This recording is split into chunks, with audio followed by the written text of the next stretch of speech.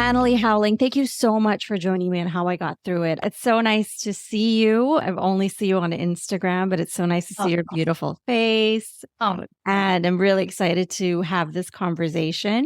Thank you for the invitation. It feels really serendipitous and exciting. I feel like this is going to be juicy. I know. I feel it too. So let's start with, I just love to ask my guests, how are you doing really? Like in this moment, how are you feeling mentally, spiritually, physically? Big question. So how am I feeling really? A little bit disconnected, in all honesty. By that, I mean, there's been a huge volume of new in a very short space of time. So I'm a single parent, got a young daughter, and she's just started, I'm not allowed to say it, but big school. And there's just been, I don't remember the last time I had a learning curve so steep. Then you have this big desire to get it right for her. Like, I don't want to let her down. I don't want to be the person that, it sounds so simple, but I don't want to forget an item in her bag she might need. And I want to make sure she's sort of got everything that she needs, again, emotionally as well. Have you always wanted to have a daughter? Has that always been like a strong desire for you? If I knew it would be her, I would have probably done it sooner. She's just epic. And I'm obviously biased, but we just have this amazing connection. But I was scared of being a parent. I'm really happy to own that. I had a traumatic childhood myself and fought for independence, like really fought, and still have to sometimes to make things work. And I had grown up at a time where, in an industry where I worked, becoming a mother and having a child was kind of seen like you had a bit of a black mark against your name, and that I wouldn't have had the same opportunities. So I became a mother when I was 34. My daughter's 7 now. So that was maybe later, but I definitely was very keen to try and build security for myself there. So answer would be deep down inside, yes, absolutely. But I was very scared of what it might have meant and if I had to change parts of myself. Yeah. I asked that because you're a trauma specialist and I heard you say that you had a traumatic childhood. Can you take me back to maybe a moment in your childhood? What is that first memory that you can think of that was traumatic for you? So I have a very clear memory, it was a core memory. And on a holiday with my family, my mother, who's a hypochondriac, was unwell that evening. And in a restaurant with my father and my younger brother, and my brother having a bit squabble, who knows what about, just nothing, just across the table. And my father punched me in the face. I was the same age as my daughter, and punched me in the face. Yeah. And when he did it, and the memory was, I know it was his left hand, because it was his wedding ring that came straight towards my nose, and my nose just, there was blood everywhere. And I remember being so shocked and looking around this restaurant, and everyone was trying to give advice as to how to stop a nosebleed because people assumed I was having a nosebleed. I remember getting back to the apartment, and my father had been violent to me before, but this was a new level, and in public as well. And him and my mother looking to one another, and I could sort of see her looking a bit. There was no question about what had you done.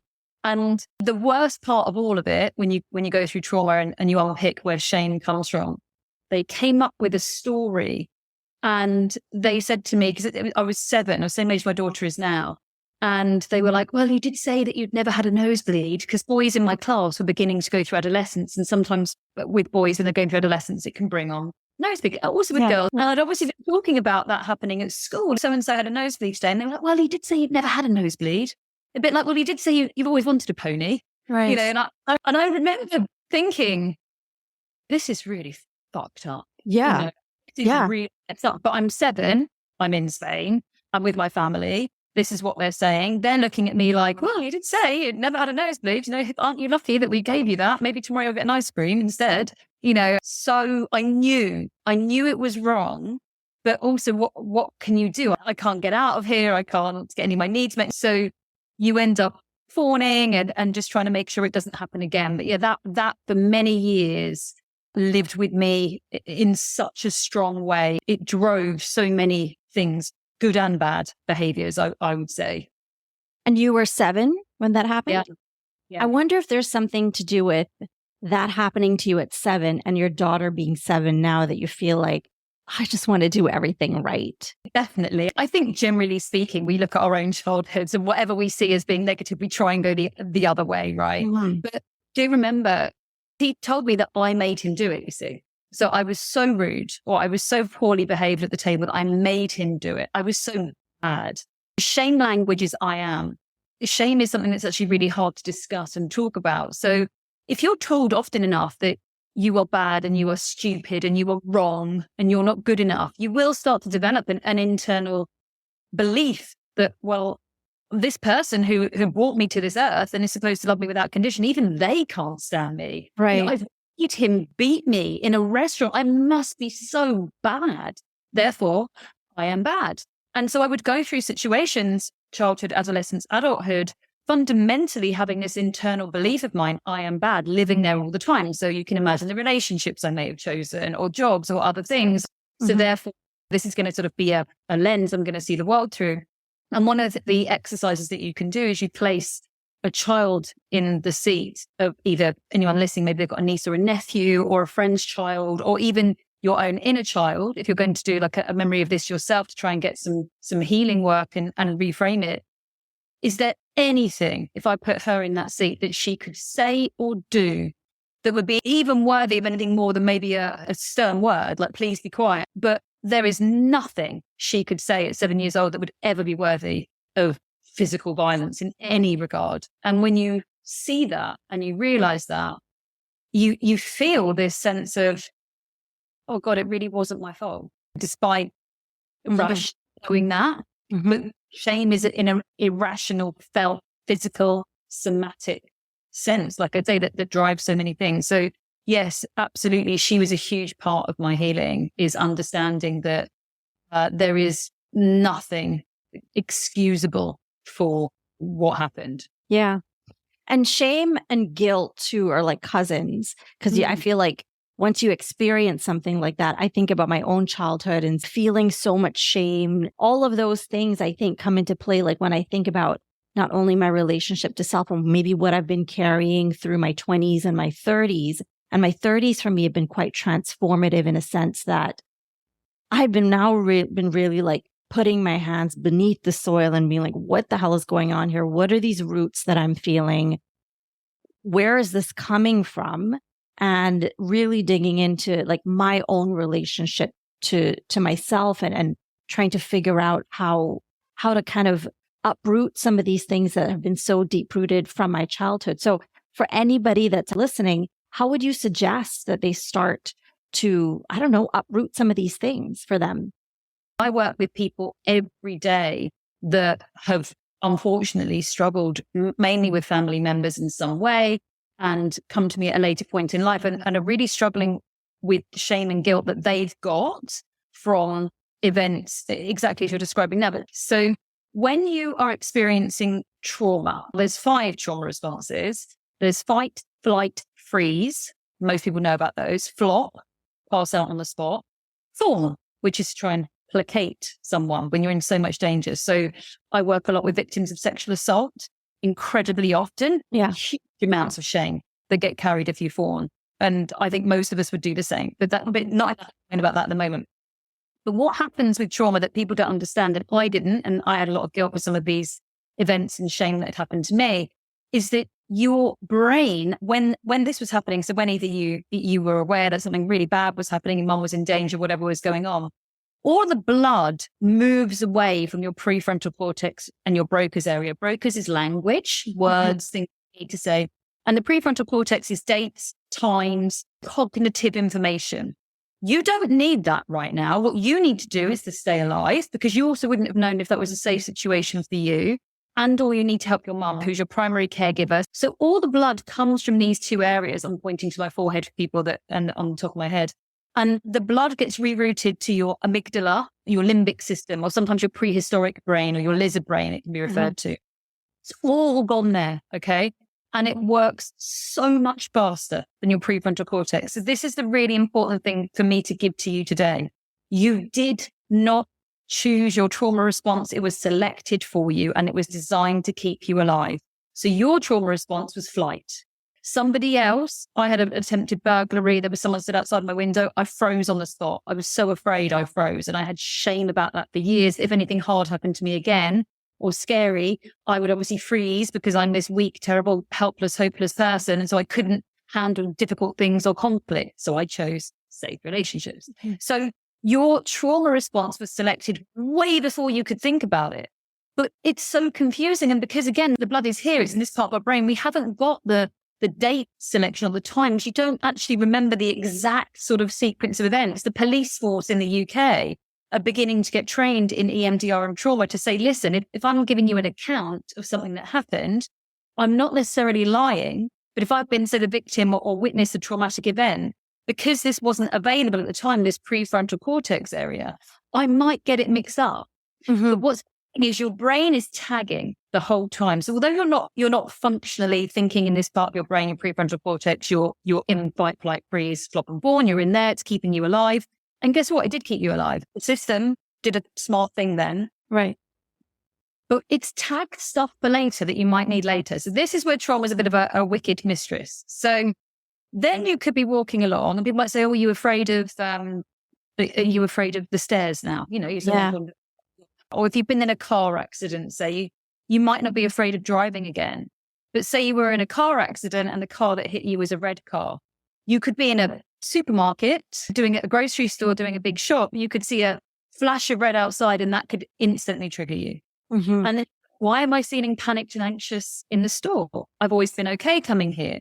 And because we don't understand it, it can start manifesting into anxiety. And then we think we're out of control, but it's out of control and it can start taking over. So trauma is an exquisite system, network that's designed to keep us alive. But there hasn't been enough information on, I think, maybe like aftercare for trauma so that people understand, A, what happened to you in the moment was automated. Yeah. No choice. You had no choice in what you did. It was done for you. You didn't choose it. So people don't know that. So they carry these fears, the shame language. So yours might be from running away. I am afraid, or you said you chose safe relationships. I'm not enough, or I am helpless. You know, we could end up choosing all these different jobs, relationship scenarios, places to live according to this I am belief. So if I can give you anything today about that, you didn't choose it. There's no way you would have or could have chosen. Yeah. And a lot of what's showing up, you think later in life, is the tagging of what the brain has tagged. Yeah. Yeah. Like if you walk past someone and they've got the aftershave of an ex-boyfriend.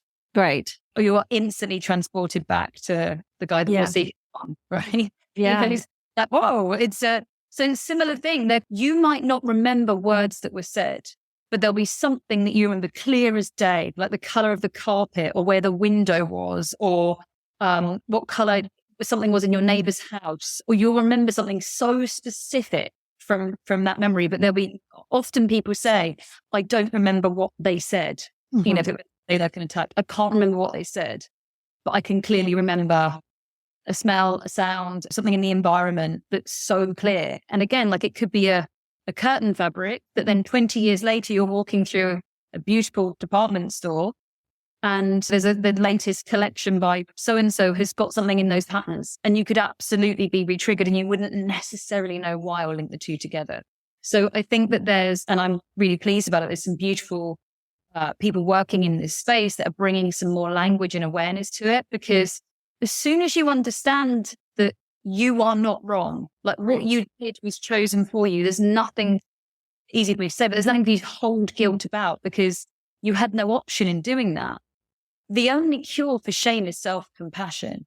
And in that moment, I hope you can start to have some self-compassion for that little girl then that was forced into a trauma response. And that was the one of 5 that got picked out of the bag. Literally, that's what happened. Do you think that you can carry the shame of your parents? So yes, the way that when I work through sort of trauma certifications is that you can have trauma from something you've witnessed. Now I've had a client who witnessed somebody, there was very, very bad turbulence on the plane, seatbelts on, can't get up, and somebody didn't make it to the toilet in time. So because that would happen if you're on a flight and all the rest of it. Sure. It happened to them. They took on the shame, the humiliation, the feeling of that, and it manifested into them being so paranoid before flying, wouldn't have even a sip of water that day. So if they're going, so I mean, if anyone's been dehydrated, it makes you feel very anxious. Yeah. So you're already feeling anxious. It's because worried about the feeling of humiliation. So that's shame and humiliation can be real bedfellows as well. Yeah. And I think about like how that translates into a woman's life in her 20s and her 30s. And I hear a lot of people say that women choose partners or men like their fathers. I don't know if that's true. I do want to ask you that question. And then, are we trying to work out our childhoods in relationships? There's the most amazing book by Dr. Harville Hendrix. And it's called, I'm sure it's called Getting the Love You Want, How to Get the Love You Want. Yeah, I think I've heard of that book. Yeah. Yeah. Dr. Harville Hendrix, got an unusual name. So, and in it, he discusses the fact that romantic relationships are designed to complete our childhoods. And generally speaking, but not always, you are attracted to the negative traits of your opposite sex caregiver in a partner. But if it's not the case, like I definitely married my mother, so like it doesn't have to be like, like indifferent. And I mean, very lovingly towards my ex-husband, we get on very well. But like we go into a romantic relationship with stuff, with our wounds, but we are attracted to people that often have these negative traits of one of our caregivers in our systems. And the sort of longing behind it's really beautiful actually, because we get into these cycles where you think, it's not thinking, it's all subconscious, but you're like, well, if I can love them enough, it's almost like you get to complete the level of the game, then somehow I can make them love me, or I could have been enough for my parents, or if I can get this partner to love me and take notice of me and value me and think of me as clever and beautiful and all of these things, and it'll mean that my parents did too. And we're not going into a relationship thinking that. And I'd recommend that everybody reads this book. It's an older style book. Marie Forleo, I heard her recommend it first, and it's just brilliant. Okay. And it talks about all the ways that we try and exit relationships, how we try and avoid intimacy. So overwork, for example, because it's almost like a celebrated way of, I'm sorry, I've got to work. I'm doing my work, but we're avoiding intimacy because we're getting triggered by people. And the same, and another terrific book, if people want a recommendation, is The Big Leap by Gay Hendricks, which is wonderful. And it talks about how we get the most triggered, if you like, by another person, by a romantic partner. That's the way you're going to get high. You're going to get the most activated. So the way to manage that, especially in early dating, is to have lots of autonomy, to basically come back to center and just manage the high, those sorts of things, just especially when you're early dating, because it's very easy to get overwhelmed. But he also talks about how when we find, say, a really good relationship, and maybe we're not used to, and it's ticking our boxes, we might be inclined to self-sabotage.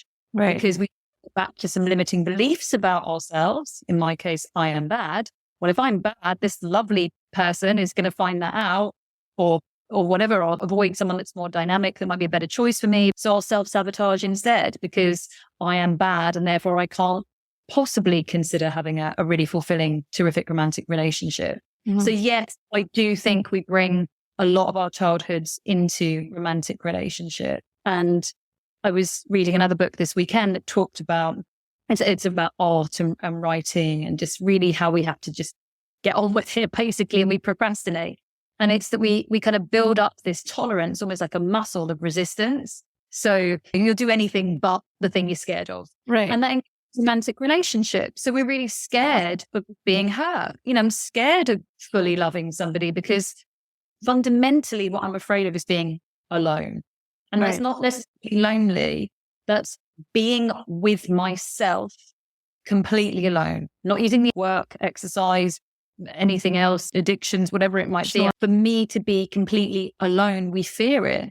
So taking a leap into a project we've always wanted to do, or changing a business, or either leaving a relationship or really opening ourselves up to one, all of the same fears are around the fact that fundamentally we're afraid of this, of ourselves, of just being with ourselves. And I put a post out today about kind of why it's so important to really love yourself first, which sounds, everyone says it and you're like, oh, yeah. I do that too. I'm like, just stop. I love myself. Oh my God, just love myself. When you're down, you're like, but how? But how? And the answer is just tiny steps of being okay with you without distraction. That self-love is maybe going for a walk, and even the first 5 minutes, not having music on, just being with yourself. It's like an evening when you're at home alone and not having like 3 devices on the go all at once. Again, even if it's just for 5 minutes, like to me, self-love and really being okay with yourself is exactly that. It's just being able to be alone and okay with yourself. Yeah. And able of distraction. And it doesn't have to be journaling and bubble baths and all of this sort of stuff and going out and buying yourself flowers. If you want to, amazing. But it's like, it doesn't have to be that. Yeah. It can literally be just spending some time with yourself and building that muscle up. Yeah. I've been doing this thing really very recently where I'm like, how can I be more connected to this moment that I'm having? Like this, for example, recording this, but also like when I'm washing the dishes, right? Like, how can I be connected to this moment? How can I just find some depth in my own life? I'll tell you why I started doing that. It's because I recently moved into a new home. And when I first moved, and it's a new city as well, when I first moved, I was like, every Friday night, every Saturday night, I have to go to dinner. I am not going to be this person that just stays at home by themselves, like, just, I don't know, watching TV or whatever. I wanted to have a great social life, but also I think I was kind of avoiding something. And now on the weekends, if I don't have a dinner, and I used to have anxiety if I didn't have a dinner plan on a Friday night, I felt like my life is spiraling downwards, right? Like it has less of a meaning of some sort. And now I have a completely full life. I go bike riding, I walk, and I'm always like thinking like, how can I be more connected to this moment? And I sometimes that when I go to dinner, I'm like, man, you could replace these people with a vase and I would just still be having a great time by myself, just finding deeper moments within the present moment, I guess. I really love that you've said that. And having just been away for the weekend on my own in a very fabulous hotel where it was all couples.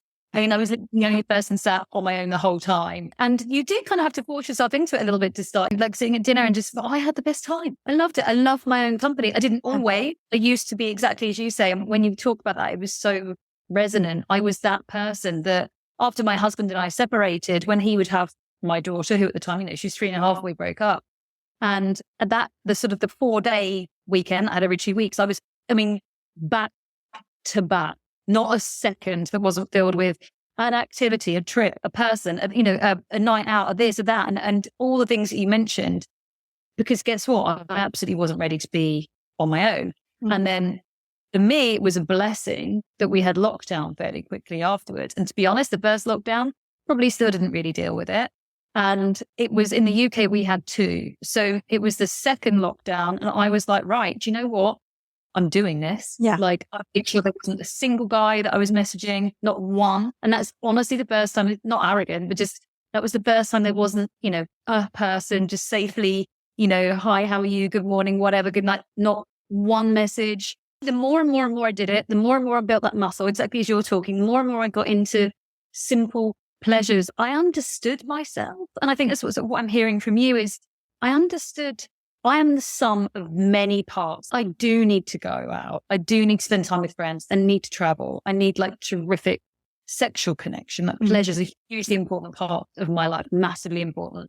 And I think women need to own that and be in a place of receiving and all of that. I think it's such a beautiful place to be, to own that femininity as well. Mm-hmm. There's so many parts I need to geek out on leadership stuff. Like I am many, many, many different things, and all of it's like a patchwork of kind of who I am. And it was that time that got me to realize it. And I crave my own company now. I've not had enough, I've pulled in a lot of directions. I'm like, oh, please, almost let me have like a lockdown evening. Like I almost want to have one of these evenings where it's just me getting back to self. And that was the best thing I could have done. And what it did was it made my benchmark go so much higher of what I would accept from anything like friendships, dating, work, everything, because I didn't have that fear of being by myself. Like, I don't want to go for that coffee and talk about that meeting because your company isn't aligned to my values. It really did raise my bar so high. And it was learning to truly be by myself, like really be alone with me. And it also just tells me that, in dating or anything like that, like you can never control what's going to happen. And I think that this is something I talk to my friends and clients, and I see it a lot with Instagram. Things can come out of the blue, like left field. We can't control other people. And that's friendships as well. A lot of friendships ending. I talk a lot about that and get a lot of messages about it. all you can know, and obviously we can be upset and we shouldn't not have our emotions, is that fundamentally you're going to be okay. Yeah. And I think the only way that I believed that was really being okay by myself, completely by myself. Like, I was like entertaining myself. Yeah. Enjoying myself. And almost smiling, because my daughter and I, we go on holiday a lot together on our own. And I would do it when she was little. We'd travel all over the world. And often it's just me and her. Mm-hmm. And there's the one day I'll write a book called Is It Just the Two of You? Because you're looking around for like, where's the man coming to pay? Or how can it just be the two of you? You know, you and a young child. And right. I always think, God, there were times when that was very triggering and upsetting. But we have the best time. We sit in restaurants and we chat and we laugh. And I can look around and seeing so many people that are maybe not having the same amount of fun that we are and connection. That was the best thing I could ever have done. And I love that you're doing it as well. Thank you. I mean, and I'm glad to hear someone else is also doing it and also having that experience and feeling the same way. Do you think, and I want to talk a little bit more about relationships, romantic relationships, but before I get to that, do you think that a woman has to have a good relationship with her father to have a good partnership? No, not at all. I think it's a lot of people wouldn't have a father figure or had good father figures. I don't want anyone to have any kind of limiting belief that would in some way set them back. Again, it's really, everybody has had the most unique experience to get to the point where they are. And have you read The Untethered Soul? Yes. By Michael. So yeah. He talks about that you could have two identical twins genuinely raised in exactly the same home in exactly the same way, and they would still have a different experience and outlook and personality traits. And so you could almost have like that kind of controlled environment and somebody was still standing the opposite way to you and saw a different thing. So no, I think it really is about understanding you, being honest about places where it's your stuff. I'm good now at knowing when it's my stuff. Like, okay, this is me, I'm being triggered. This is my stuff. This isn't very cool. And my friends and I have got there's one rule for life, for everybody, for ourselves and for everyone. And the one rule for life is don't be a dick. So, for everyone, for relationships, friendships, everything, but also for yourself, like hold yourself accountable. So I just think it's not hard in life to hold yourself accountable to that rule and also to use that as a lens for other relationships in your life. Yeah. Yeah. And I think that's a great measuring stick. I also measure myself. I'm like, was I an asshole in that situation? I think I was a little bit. So I'll like recount and then see if I need to apologize to somebody or something. And I want to like kind of talk a little bit about that and vulnerability.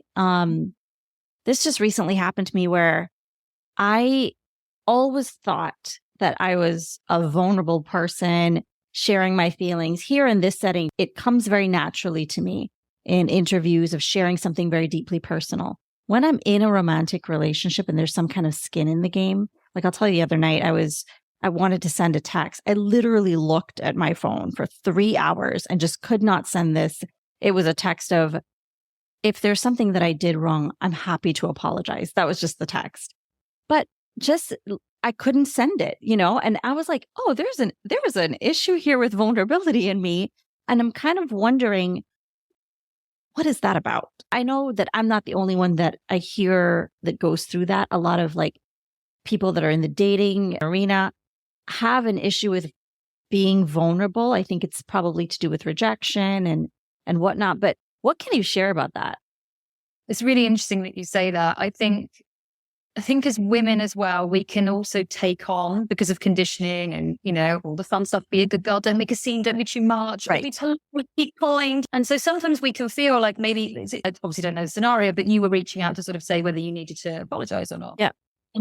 But it's interesting that how often do we go there to make it okay? Because maybe we feel like, oh, maybe I overstepped the mark. Yes. And is that genuine? Or is that I was tired and I was unskillful? Sorry about that. And I do that. I didn't feel like I was my best self. Sorry. Yeah.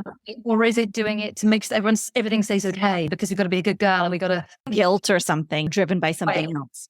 Right. And also, not enjoying conflict and other things. So I would say there's definitely things to look at. There's a lot of cultural conditioning and stuff about being female in that space as well. There's a really great friend of mine, Amy Chan, who has written an incredible book, The Breakup Boot Camp. She's brilliant. And recently, when I was speaking to her privately about some events and stuff, and I was like, oh, I'm going on a date tonight. Have you got any advice for me first date? And she went, yeah. And it's some of the best dating advice I've ever been given. She said, there are 2 questions and 2 questions only you need to ask yourself. Mhm. Am I having fun? Would I like to see them again? She Right. said, because everything else is you in your head. Oh, it won't work because of this. Oh, I really like that. I wonder what their birth time is. Can I get his chart? Like, oh, this is a bit difficult. Oh, they live an hour away. Well, this, Yeah. oh, but that won't work. Or this is great. We end up going like anxiety can be defined as the inability to access the present. And she just said, they're the only 2 things you can ask yourself. I think it's for at least the first 5 dates or more. And it keeps you out of your head.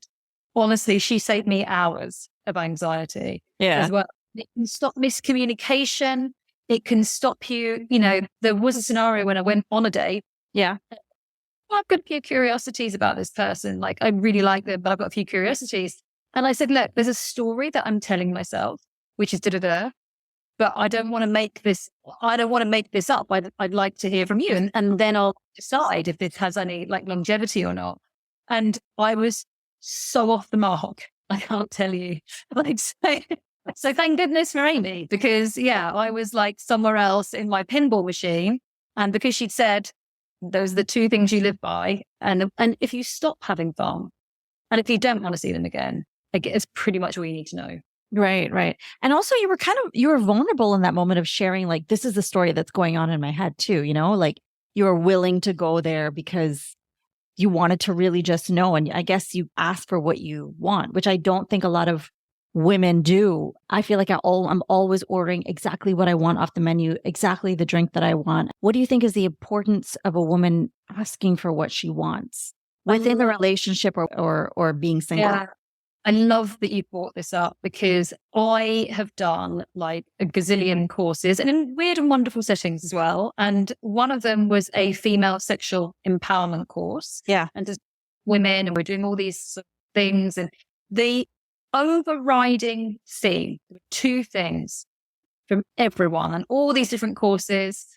I don't know how to ask for what I want. And I take too long to receive. And that's not just sexual pleasure receiving. I'm taking too long. I'm taking too long to decide on it.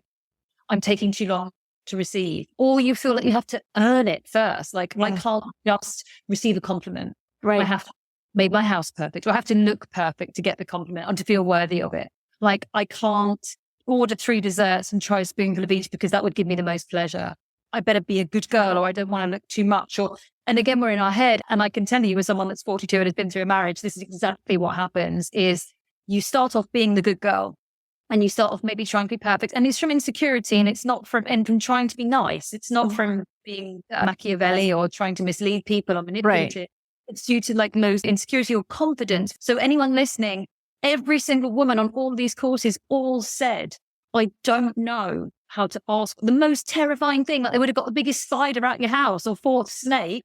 The idea of asking maybe even a partner that you've got trust with, please don't touch me like that. That actually hurts. Could you touch me like this? Yeah. Or I prefer if we do this. Or do you know what? I'd really love it if we went to that restaurant tonight. Or just literally putting your needs in. This is a beautiful example about going for dinner with someone. And exactly your example, perhaps of some friends. It's that, what do you want to drink? And you're like, oh, well, I'll just have whatever you're having. And you need a glass of champagne, but they ordered the red. And then you're having dinner and you maybe order you wanted the lobster pasta, but you had like a lid. And then the dessert menu comes and you say, oh, no, I'm fine. And you watch them drooling like a dog when they're eating their like beautiful creme brulee. And then 20 years later, or 10 years later, when he orders the red because that's what you like, and you blow up and you're like, why do you never ask me what I want? Or why do you never meet my needs? And he's like, you never told me. Yeah. And it becomes this cycle of like some resentment that we're not having our needs met, but we have to give partners, friends, anybody in our life, we have to give them the opportunity to really get to know us. And that is saying what it is that we do and don't like. And I've got a lot of male friends. I remember going on these courses and chatting to the boys and being like, what do you think about this? And all of them, there is nothing sexier than a woman that knows what she wants. There is nothing more attractive than a woman that orders and is clearly enjoying herself. That's what they said. There is nothing more attractive than a woman that's like, do you know what? I really don't fancy that tonight. Can we try this? And, and is enjoying it. And that's also, I think, the same looking at work and gender pay gap. Like all of the evidence is there about there is a lot of work to be done in that space, but the evidence states that when we start, say from a graduate role in the same position as a man, they're going to be so far ahead. And there's some looking into that now that it's because men are pushing at every opportunity, not even just the annual review, like every opportunity to get a raise and else. Yes. Yeah. And they're doing it. Whereas we're maybe going to wait and then hope and probably just accept. Thank you very much, even though it's not good enough at all. So, and that's not a blanket statement, obviously. It's me giving an example again about needs and asking for what we want. So there may be a scenario for people listening to try that out. Like, even with friends, maybe you're always in a friendship group. And again, you don't really like being the one to say, I don't really like going to that bar. So just try expressing your needs. And generally speaking, they're going to be not only received well, but celebrated. I think that's the vulnerability block, is expressing our needs and being okay that they are my needs. What would you tell a woman that wants to start speaking up for herself in a relationship, maybe, and doesn't know where to begin or how to start? There's a very good app called Kama, Kama, that a good friend of mine runs, Chloe McIntosh. And that is for couples. So you both have the app downloaded, you both get sent a question, and you won't get the answer shared unless you've both answered it. If you've been in a long-term relationship, it's actually very difficult to bring up some of these subjects. Right. Actually, for the last 5 years, I don't really like how you've been touching me there. How can I go back on that now? I've told them that I really love this wine, and how can I change it? So this is a really lovely thing. It's probably questions that you don't necessarily answer. Neither of you will get the answer revealed unless you've both done it. So that's really nice. There's a lot of the card decks are really good as well. Like the relationship card decks, they're very helpful. Another thing to try and do is having a difficult conversation, again, is better done on a walk. Or if you think about why you have a big conversation, you're driving the car. If you're walking, you're connected still. You're side by side, maybe you're in holding hands, but you're not having to look into each other's eyes, which can feel overwhelming for a lot of people, then get very flooded. And also when you're walking, your eyes are scanning the horizon. They're doing lateral eye movement, which is what we do in EMDR, in eye movement processing, which is keeping your prefrontal cortex online. So you're not living out of your emotional center. You're going to be able to maintain your rationality and maintain sort of more groundedness. And by walking, you're discharging stress as well, the physical movement of. So that's a beautiful way to introduce. And you're maybe always having those conversations, say, in that environment rather than in the bedroom, in the living room, wherever it may be. You can almost sort of have an environment. And again, designing it, if we're looking at with a partner, when is a good time to do that? We'll go out for a walk on a Sunday morning. We make it a ritual. We have like a check-in about our relationship. You can make it, like I say, use the cards, use the app to sort of introduce things. But I just want to say again, it is really difficult. And one of the exercises on these courses that they got us to do was, or women was to blindfold somebody. So what we did in the exercise was you blindfolded your partner in this exercise and you just spoke the needs into their ear. And it was so much easier. It was so much easier doing that without the pressure of eye contact. Yeah. I almost guarantee, like your friend mentioned, that there's nothing better about a woman that enjoys herself and can speak what she wants. And I think about that dynamic with what I find attractive in a man. Like to me, there's nothing sexier about like him knowing what he wants in life, career-wise, him having his own thing, like in certain scenarios, just like being able to so easily make decisions. I find that so sexy. It's like a masculine part of a guy that I really enjoy and also have taken on in my own life, right? Like I have that masculine part of myself where like I'm a very A-type personality.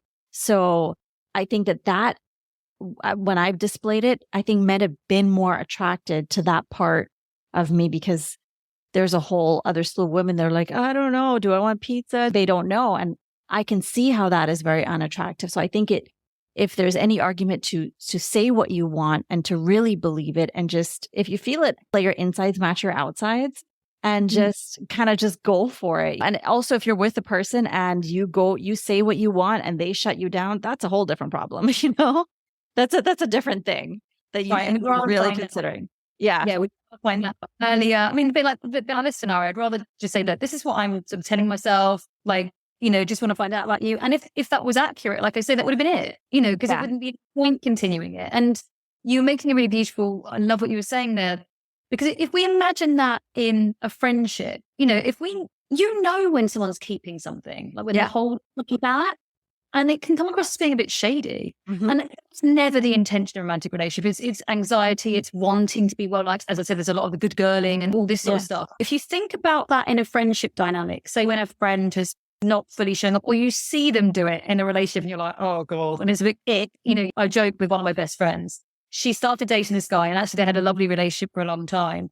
But all of a sudden she started talking about all the outdoor pursuits they were doing. I remember it being like, what? Like she's not. So then we're going to be buying waterproof jackets and going on walks up mountains. She's wonderful. She's not someone that does outdoor pursuits. So you can see people sort of taking things on and always being a bit of a chameleon. I would say, look at that with yourself. And if you catch yourself going into chameleon, maybe sort of adapting, we make compromises, but we don't make big changes, like self-abandon. We don't move away from who we are at our essence that we've got to know through realizing we enjoy our own company, because fundamentally it's setting that relationship up for a fall anyway. And if we start pretending in any way, shape or form, over time, that's going to get bigger. In long-term relationship, there are challenges and life happens, things get difficult, so you need to make sure you've got a really good foundation. And I can tell you this as someone who's, in their 40s and has been through a long-term marriage and through the other side. If something isn't right at the beginning, it's not going to get more right, especially when life happens and you've got withdrawals from the relationship because you're tired or your new parents or whatever it might be. If you've got some big differences, and especially if you've been band-aiding or masking to try and be perfect, that is really going to show up in different times. So I would say absolutely just, give yourself the opportunity to have a full relationship. And that means fully showing up, showing all of yourself. Yeah. I absolutely agree with you. And I think it's only served me. Like I was also married to before, I didn't mention it earlier, but I became the scientist of myself through that experience. And I left that experience knowing so much more about myself, so much more about what I want, and so much more about what I didn't want in a relationship. And I think that kind of launched me into really going deeper, really appreciating the moments that I was in, really creating and designing a life for myself that I really enjoyed with or without a partner. I could talk to you about all kinds of things for a very long time. I'm so excited that we did get to talk about some other things. So I would love to have you back on to talk about some of these other things. Yeah, but I really appreciate your time. I really appreciate you taking this time to really delve into some of these subject matters. So thank you so much. It's absolutely been a pleasure. And have a great rest of the night. You darling. Loved it. Bye. Loved it. Bye.